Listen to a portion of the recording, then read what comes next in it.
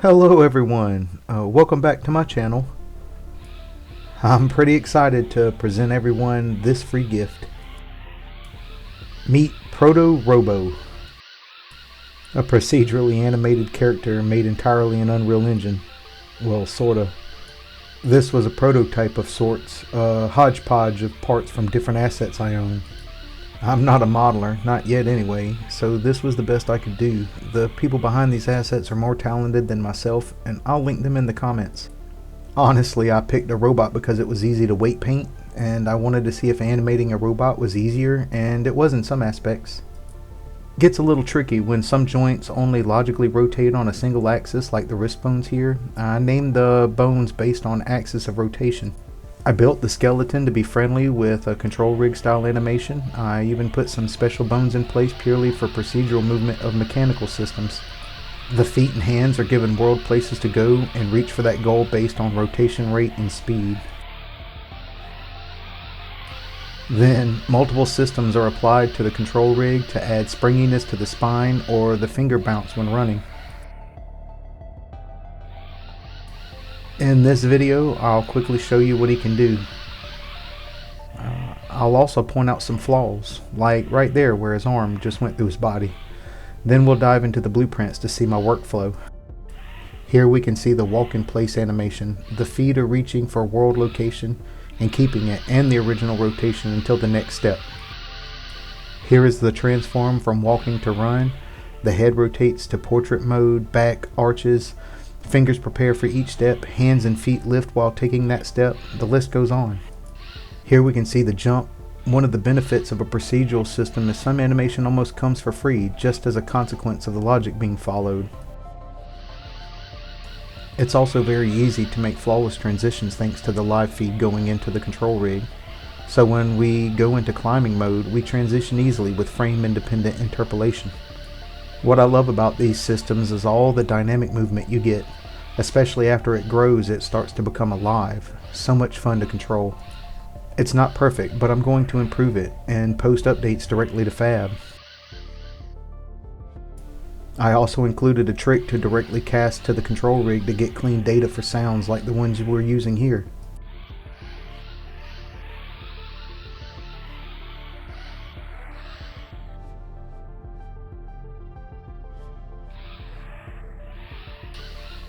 Realized I never showed his running jump. If you want to skip straight to the download, I'll have a link below. The next part is boring, but it gives a good idea of how I made this thing. The professional version is free, standard license, so it's yours to do whatever you want. I will make the personal version a small fee for anyone looking to support me. Thank you. So now back in our editor, we're going to go in here and check out what I've made. Make it real easy. It's real simple. All I've done,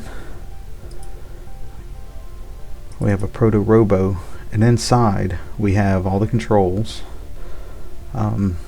not including the test controls that I added, which are just keyboard or game controller presses.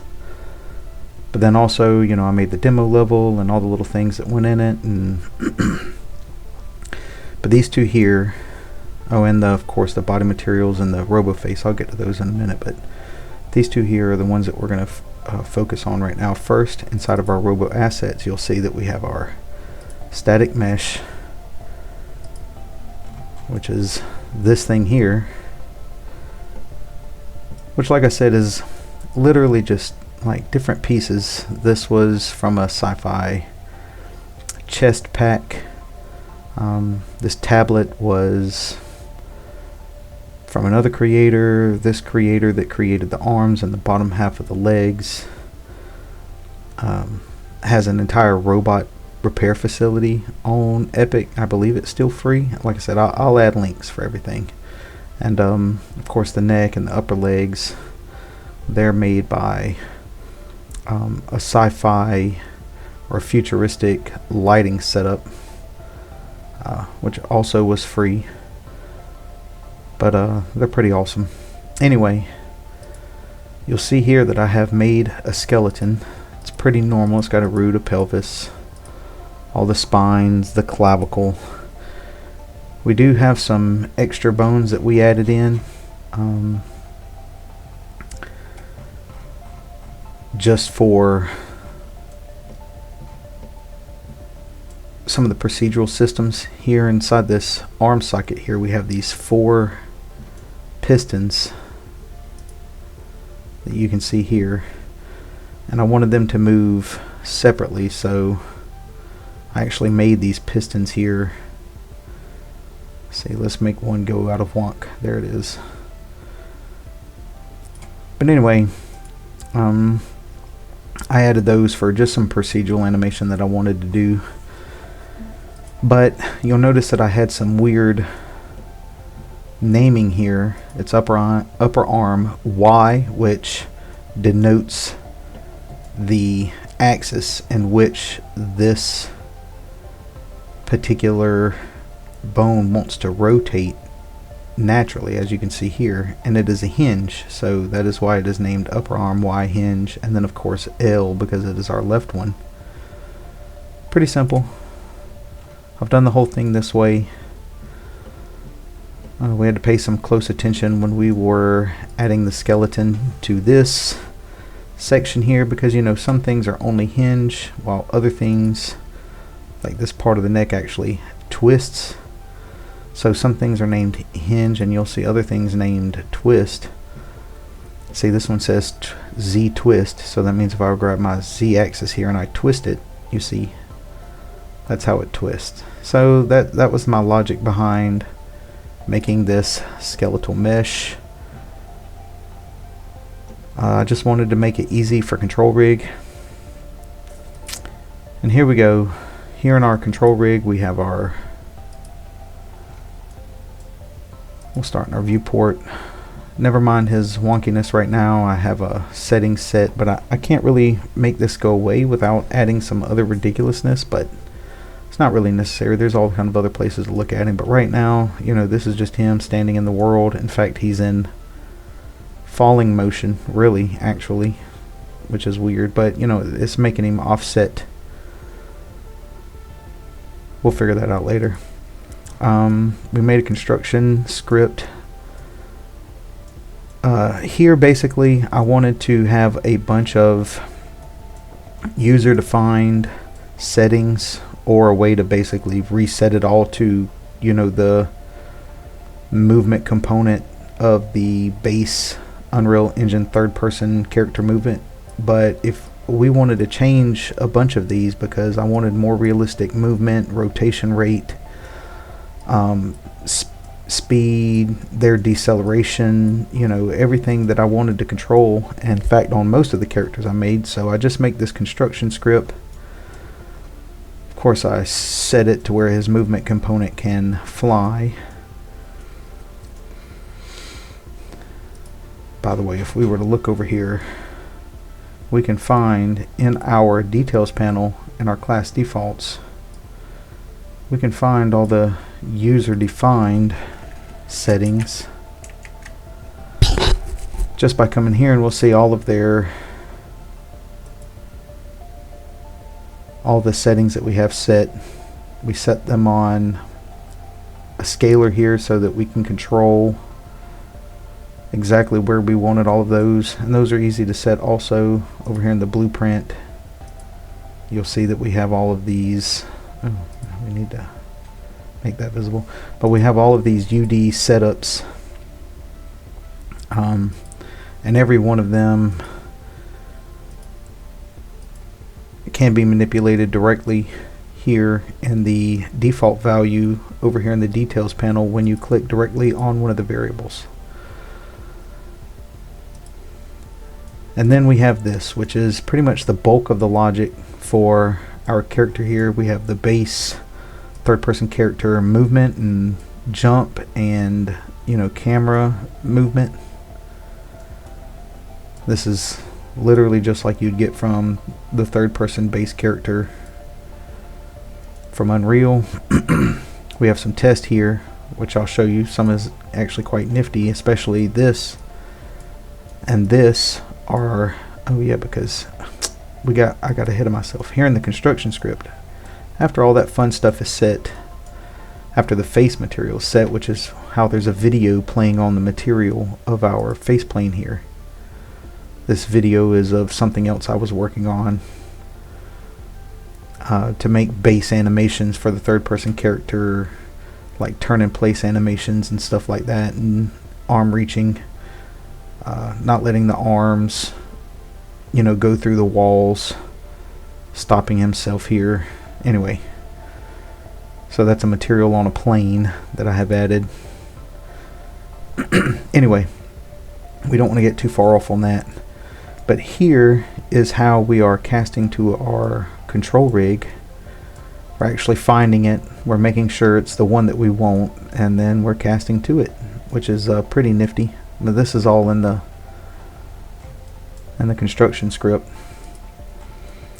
But anyway, because of that, we can find our targets, we can find our test vectors that I'm actually setting directly in the control rig, and we can visualize it by putting it in the world as a trace by channel. And then of course setting it to where we can see it when we activate it. Now this is activated off of, you know, I just pull it off of this string here, which is playing off of the event tick here, and then I can just plug this in, and then you'll see we can see the places in the world where our actual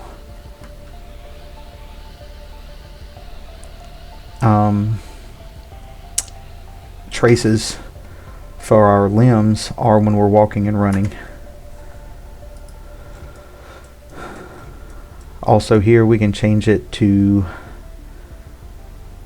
use the desired control rotation and stop the orient rotation to movement. That way when we are out here walking, we can in fact just set this up to where we only face forward, allowing us to move this type of way, which is actually pretty nifty. It works really well, especially keyboard and mouse like this, which I also use a game controller because that's my favorite way of playing, but I have to remember I'm making this for everybody.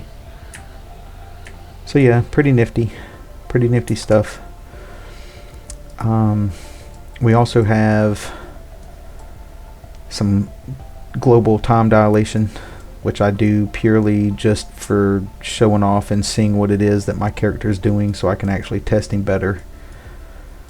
And then we can actually make these capsules that we're using for grabbing in future endeavors as I see fit, to so that we can see them in game. These capsules that I've made here. Oh, I'm mashing the wrong buttons. So if you see the hands here, these capsules, these are to find world space on moving things possibly in the future, but right now it's used for this. You see, now we can see where our hands are basically asked to go to. Actually, it's funny enough, it's where our thumbs are asked to go to currently. Yep. So now we have this nifty physics handle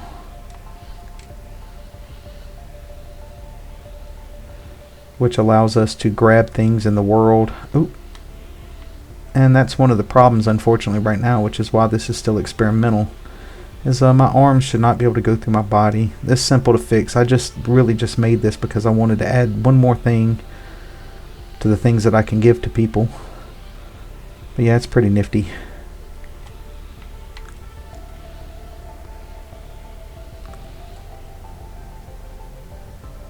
Yep.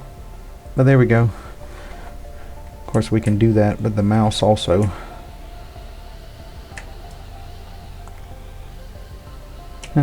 Anyway, and the logic for all of that grabbing is here in the red. You'll see that I have it marked because it's experimental.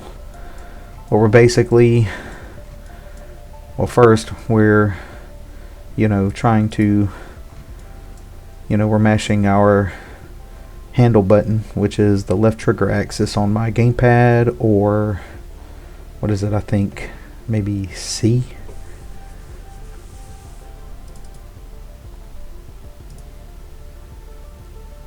Oh no, the right mouse button. What am I talking about? The right mouse button to grab simulated physics assets in the world.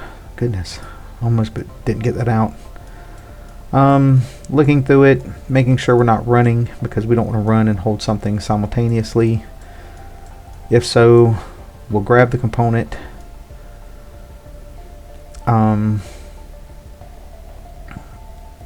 And we'll also set our handle. We'll it's complicated. It's not really, but but it's just the way that I make these things. I make them so ridiculous, but they have to look good to me. This is half the fun of blueprints, is being able to make it look cool. But anyway, this is our grab physics. And then our capsules, we have to make sure our capsules go back to our hands when the grab physics is done. And to do that, we basically are just constantly checking to make sure that if we are grabbing our physics, our capsules are very close to where they were originally set, and we want, in our hands are close to where those capsules are.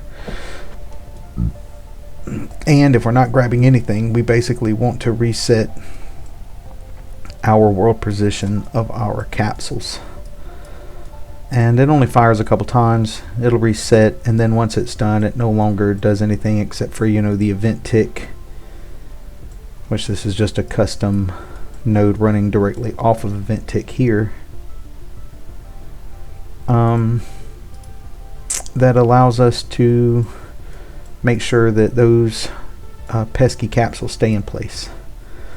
And then here's the fun. We have our climbing, which is actually something I've taken and kind of tore apart and remade for this character, but from my climbing asset that I sell on Fab. And inside of here, oh my goodness, it's really too much to go over, but we will try to do a little bit. Here we have to set our capsule into a sphere in order to climb things without getting movement messed up, because the sphere will turn in crevices. Then of course we are adjusting our climbing speed initially, our cornering climbing speed, and our rotation rate, just to make sure they set where they're supposed to. This is for jumping off of surfaces when we're climbing. It's really simple, just kind of looks for our direction and pushes us off the opposite direction of our forward face, if we were to leap. This is how we initiate climbing.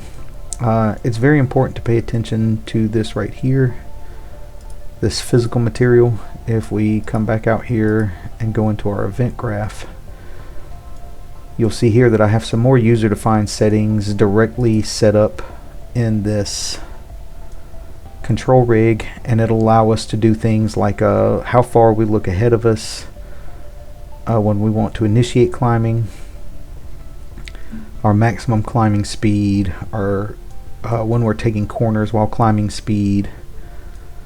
This is no longer functioning currently, but I will fix that. I will make it to where this character can hang off of ledges and underneath. That's coming in the future. This is how high we jump when we're jumping off of a climbing surface, how far we rappel backwards.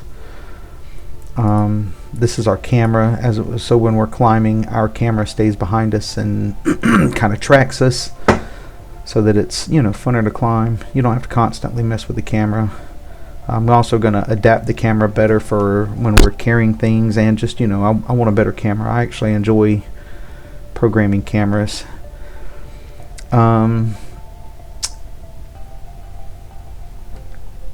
And down here you'll see our climbing physical material name. This is important. our physical climbing name is basically, if you see here in the world, everything, when you click on it here and you go into details, you'll see that it down here it'll have a physical material. And in this physical material, if you want something to be climbed, all you have to do is, you know, click on the things in the world that you want to be able to be climbed, like say all of this, and we can set the physical material to, come on now, climbing physical material here, physmat climbing material. And what that allows us to do is it finds that name climb there, and as long as that's in the material you're on, the asset you're trying to climb, it will allow it to be climbed. So that's why I did that physical material that way. It's basically the same thing as using a tag, but it made it super easy. You could actually change this to work like a tag, but that's what's happening here. Basically we're just looking for that, making sure it's there, and if it is, then we start climbing. We set all of our settings and we go forth, and we, you know, this is just making sure all of our capsules and our cells are detached from everything, and then of course we set that we are in fact climbing. This is the, oh my goodness, this is the fun of the surface climbing that I put in there. I am not going through that right now. It really wouldn't help you much anyway, because I'm not really the best programmer. I just make things work. So you probably shouldn't learn too much from me in this area, but you know, it does work really well. So, you know, sometimes even a fool can be lucky. And this ends our climb here. This makes sure everything gets set back to its previous settings before we were climbing. Here's our camera, and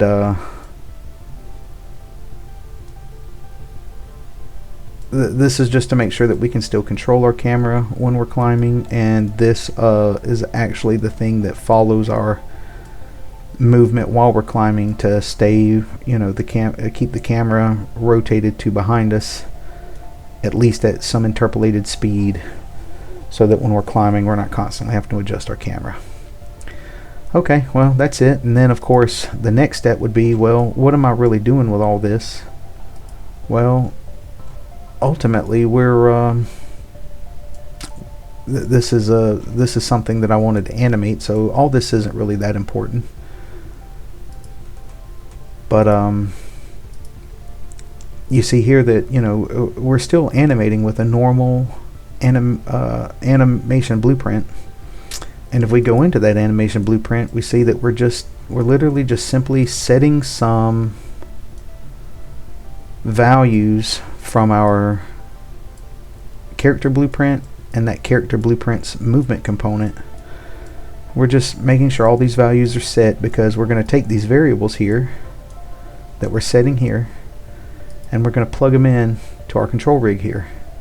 And as you can see, the only animation going into our output pose is this control rig with our settings or our variables that we want to plug in, and then we go into this beautiful control rig.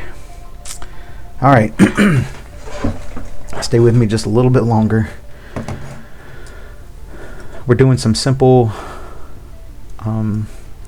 construction script kind of stuff here. We're basically making sure all of our transforms that we feed into our full body IK node has already have some two world places, so that it's not trying to scramble to find those when we start up the script. I'm setting him to walking initially. Really it should be probably falling, but for right now, just for this, this is a testing site that I use basically to do the same thing. The only thing is that this sets these values after this, because, you know, this is at the very beginning of our script being run. But as you can see down here on the sequence, this is the very last thing that we're doing, so that it didn't interrupt our, you know, when we launch this in Pi. But regardless, I still keep this unchecked unless I'm doing tests, because if I snap this, you see that I can actually change what he's doing. Is he Is he walking? Is he running while he's walking? You know, I could change his input vectors, his speed, but I let the construction script handle that for now. So as soon as we exit our forward solve here, our very first thing we do this nifty little bit of code, which is pretty cool because this keeps us, you know, no matter what character you plug this info into right here, you can make it to where you can find world velocity and speed and, well, local velocity, which is most important, and rotation rate, which is really what this is all about right here. You can actually plug in the character's velocity directly from the animation blueprint, you know, right over here where we were. You know, all I would have to add right here is from you know, the character movement is, you know, I could bring down here and get velocity, and then I can make a velocity variable and then plug that variable into here.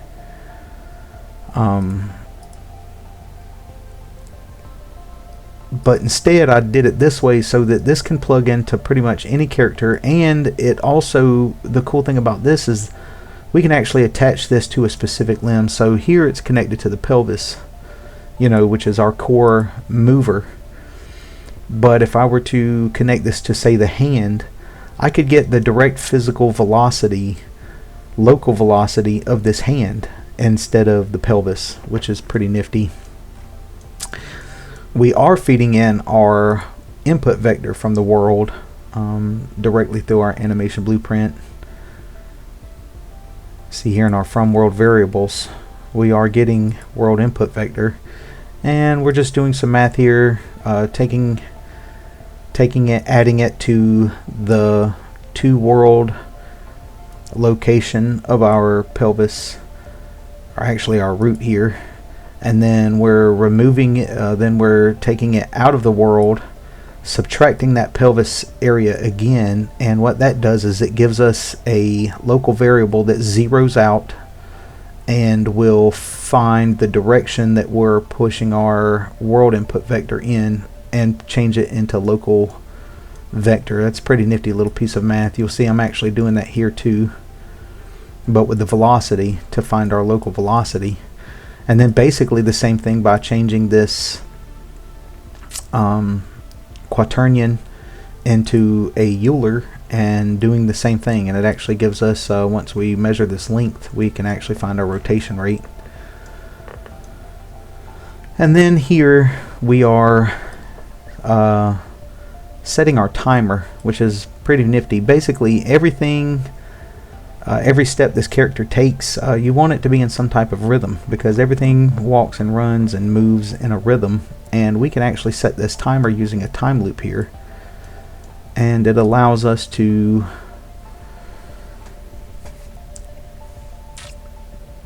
basically change how that timer reacts to us either rotating or moving. And yeah, it's pretty dynamic and it's pretty cool, and it allows us to sync all of our movements.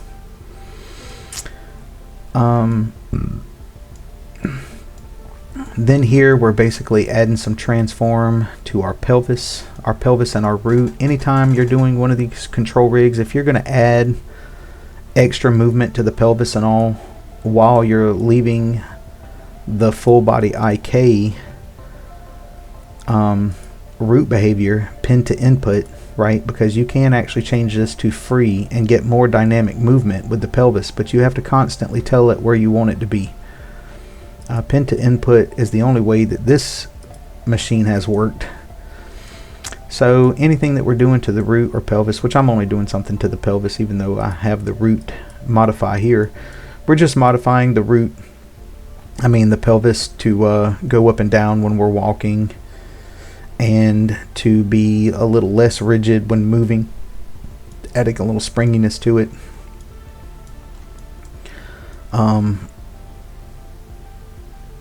Also on this character, you see here we have these little extra pieces coming off the arms here. We're just adding some transform to those.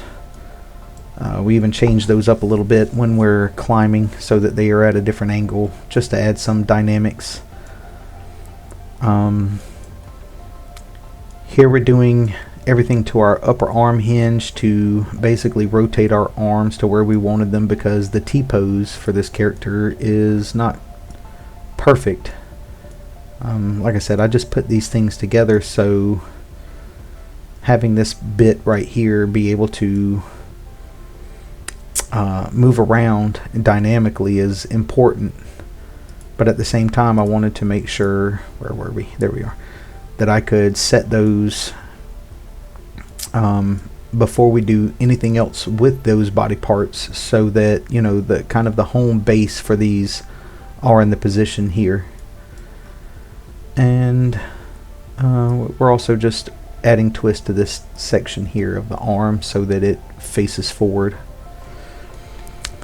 Alright, well, here's some of the cool systems, some of our procedural systems here.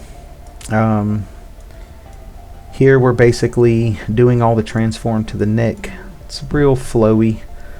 Secret to anytime you're doing a modify transform to add animations, much like this idle animation that's going on right here. The last thing you want to do to your Euler's transform or your rotations is your interpolation. These accumulate lerp nodes work fantastic. They integrate delta time so that they are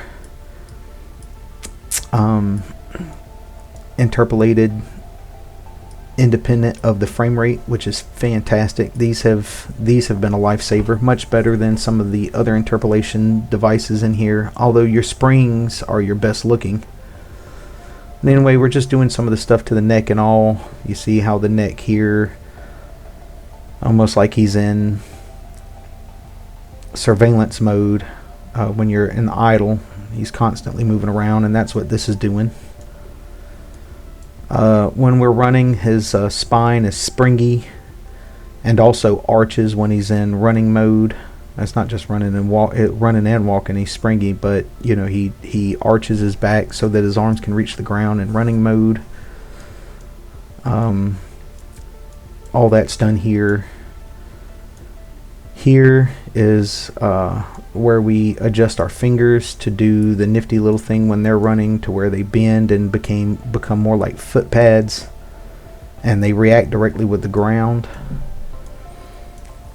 Oh, look, I have something weird going on here.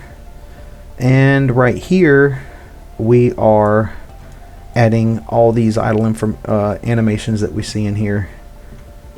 Something I'm really proud of. That's not really being done here, but all of these arm movements, I guess, to calibrate, so to speak. But these nifty little cylinders here, these bones I was talking about, these are the ones I was talking about I wanted to procedurally animate, so I had to add them in as their own individual bones. Oh no, we're missing all the show. That's not going to make it back to that one. But yeah, here we're basically just adding all that idle animation in to all the different bone parts. We're basically just finding this array of all these bones here that I just opened up, you see here, in our item array, and we're telling them in order to move a small amount, a clamped amount, which is how we get the idle animations. Then after all of that, here's the fun work. So here we are finding the places where we want our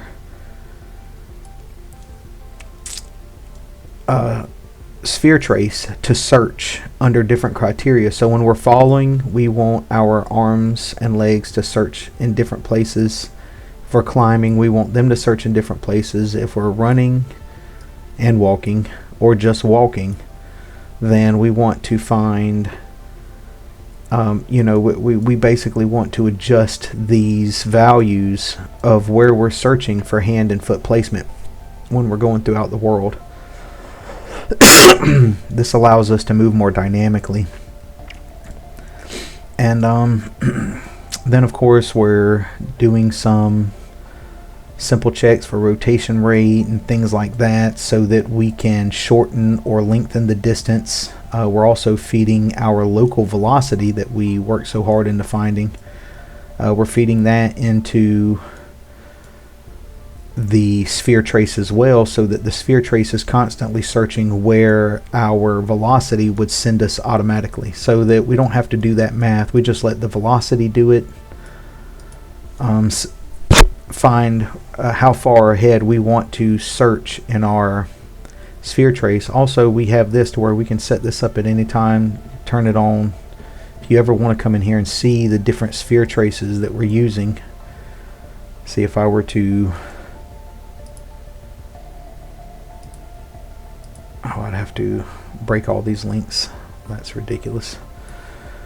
But if I were to make it to where I could set every one of these individually, we could see these line traces change based on what we're doing. Are we running, jumping, falling, climbing, what? And of course we're searching for different things in the world. I had to do this because my character would want to not find foot placement when you grabbed things that were physics bodies. So for his hands, I wanted his hands to look for physics bodies, but his feet, I did not want to look for physics bodies. I'll probably change that too to be more dynamic, because there might be some physics bodies we do want his feet looking for, under certain criteria, like he's standing on top of one. That'll be corrected here soon. And then we're setting all of those transforms. We're also adding some lift based on when these transforms are set, so that we can actually have feet and hands come off of the ground in the Z axis, so that when he's walking, he's also lifting his feet and his hand when running. And this is where we're setting those nifty sphere placement vectors that we used back in our blueprint to draw. And then here we're plugging all of that information that we just made, the transforms. We're plugging those into let's turn this off. We're plugging those transforms, taking them out of the taking them back from world and back into local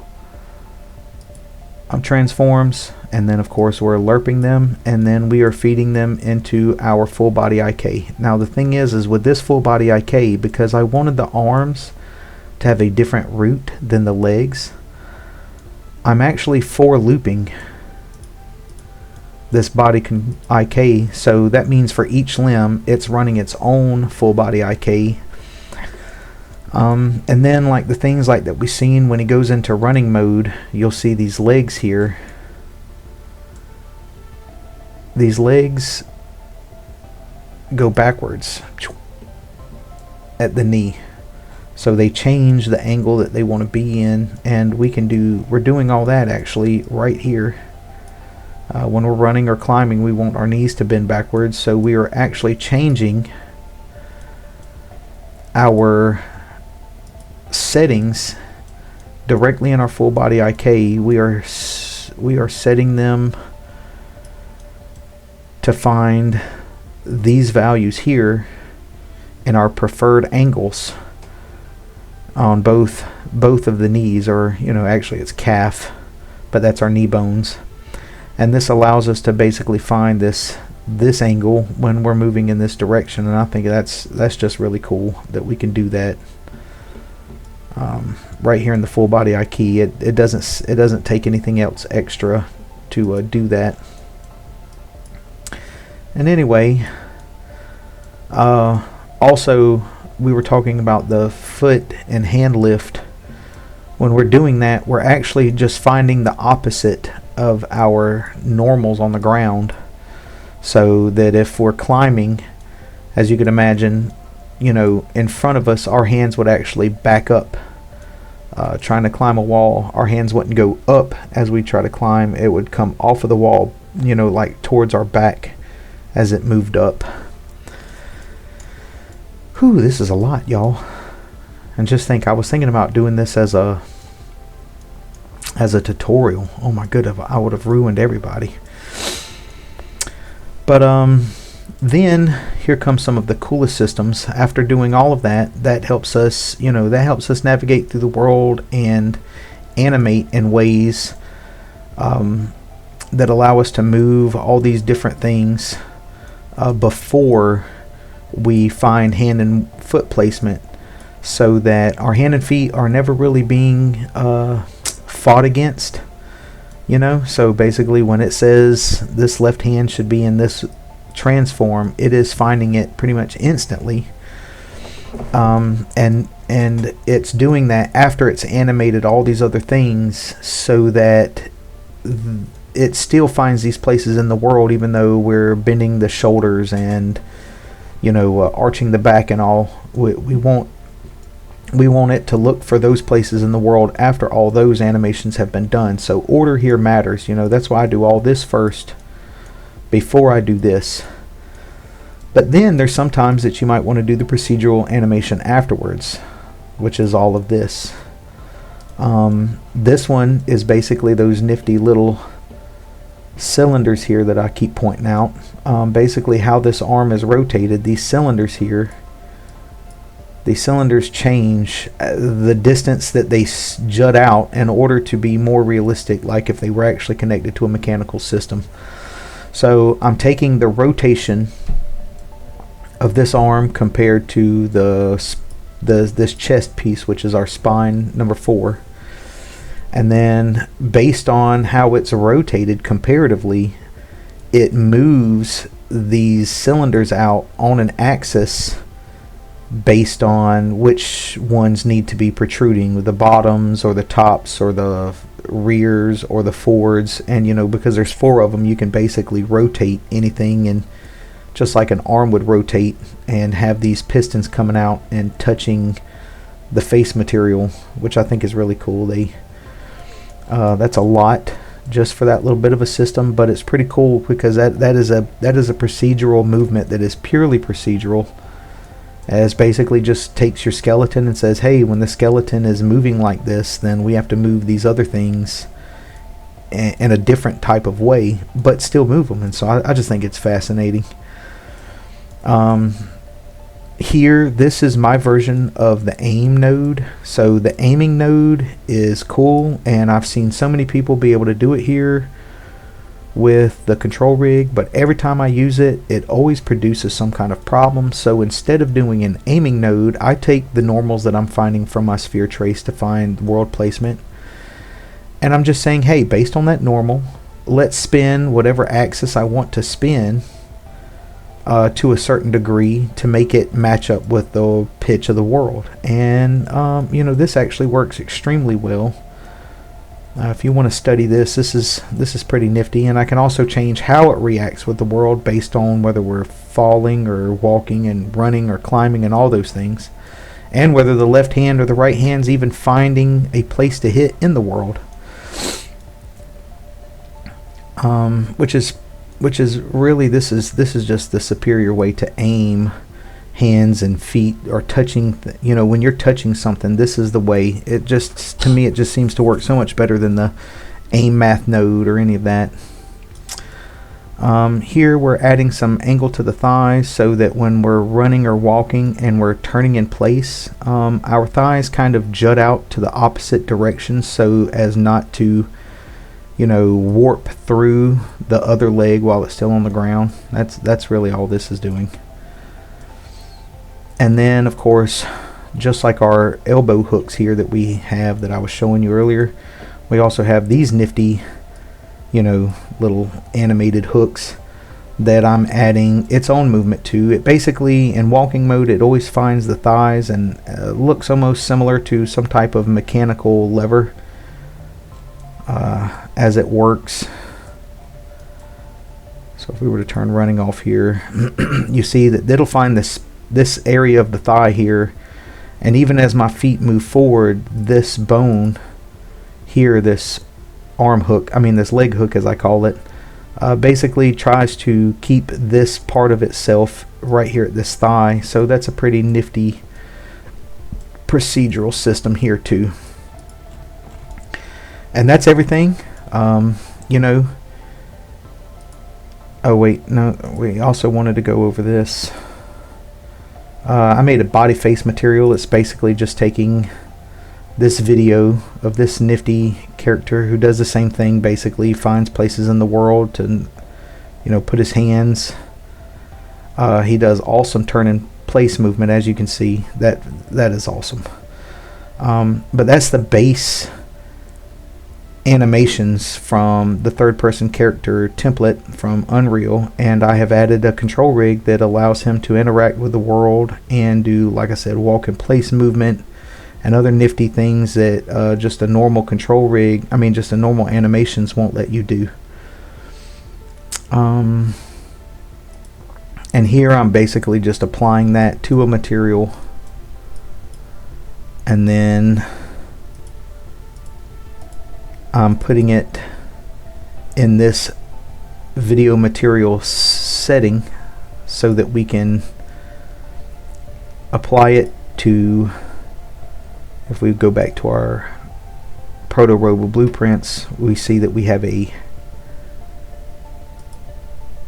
somewhere we do face plane. There it is.